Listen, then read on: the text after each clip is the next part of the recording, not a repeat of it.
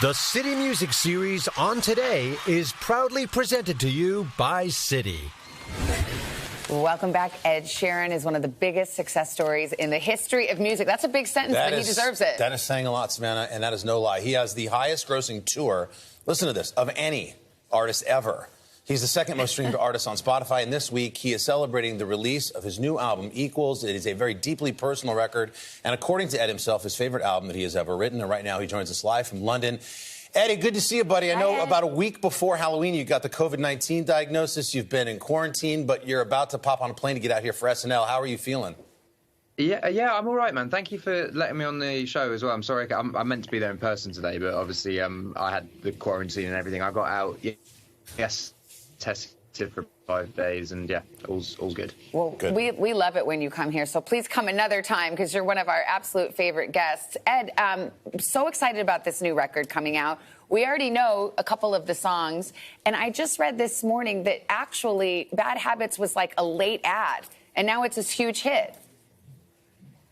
Yeah, well, I mean, Shape of You was like that as well. I find that sometimes when you finish an album, the pressure sort of stops. So that's always the best time to try and write a song, when you're not trying to write the first single. So I finished the album in like December last year, and then in January I went in and just threw paint at a wall and saw what stuck. Yeah, that was we rented an old country house in Suffolk and set up a studio in it.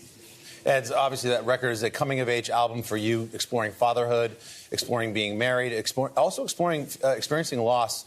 I'm dying to hear this record, as you well know. We've been friends for many years, and I have to say you lost a very good friend on March 2nd. 3 weeks later, at St. Stephen's Church in London, you performed at Michael Gudinski's funeral, and you did a song. When I saw the recording of it, it was the most moving thing I've seen since maybe Buckley doing Cohen's Hallelujah. Visiting Hours is not only on the record, but you put sort of the strength and the tonality of this record on this one song's back by making it your first release. Tell me about that song and how it signifies this record. Well, I mean, the album itself, like I've never really felt like an adult before. I went into my 20s as a touring musician, and I just toured the world and partied and whatever. And then I stopped touring, got married, had a kid. Then my friend passed away, and I turned 30, and all of these things sort of led me to sort of be an adult for the first time, and that's what I feel like the album's about. But the song itself, Visiting Hours, is, I find, like, grief is something that everyone goes through, and acceptance is like the last stage of it. And I'm not saying like I haven't accepted it, but with Visiting Hours is like you just want 5 minutes with that person, just because. Mm-hmm. You just want to be able to clear the air a bit before, accepting. Well, it's a beautiful song, and as you said, you've been through pretty much all of the life journeys in this short period of time, including a joy, which is fatherhood, and you have a really sweet lullaby that's devoted to your little daughter. How's she doing, and how are you doing as a daddy? Yeah, good. It's definitely the best thing that's ever happened to me. It's she's wonderful. She started walking. She's making, I think she said pasta the other day. I think I'm not quite sure. But yeah, she's she's great. She's great, and we're new parents, so everything is we're learning, and it's a journey. What was Lila for Halloween?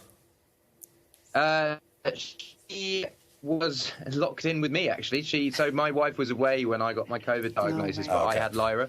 So I was basically, I was in the house with her. We did carve pumpkins, and we did, well, she didn't watch Ghostbusters, but I did put Ghostbusters on after she'd gone to bed. Yeah, it's not good for a 1-year-old. How about your collab? Is that what the kids say? Your collab with Taylor Swift? Because people are pretty fired up about that. We're expecting that next week, yeah. Yes, well, so there's 2 of them, actually. There's 2. So when I first met Taylor, the very, very first day, we wrote a song called Run, and that was going to be on Red, and then we wrote Everything Has Changed maybe like a week later, which is the song that ended up being on Red.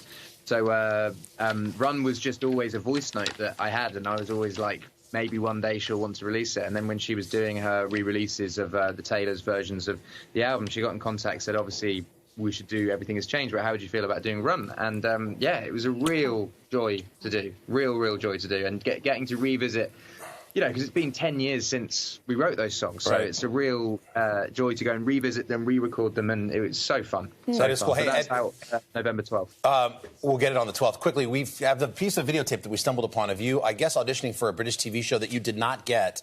But let's just go ahead and roll that down. You were 16. Yeah, 16. Ed hasn't a clue what he's doing, but he's trying. I'm just trying to really get it in my head. I think I messed up as well. I got kicked in the face by accident. They thought you had a lot of talent, Ed, but not in the dancing department. Right.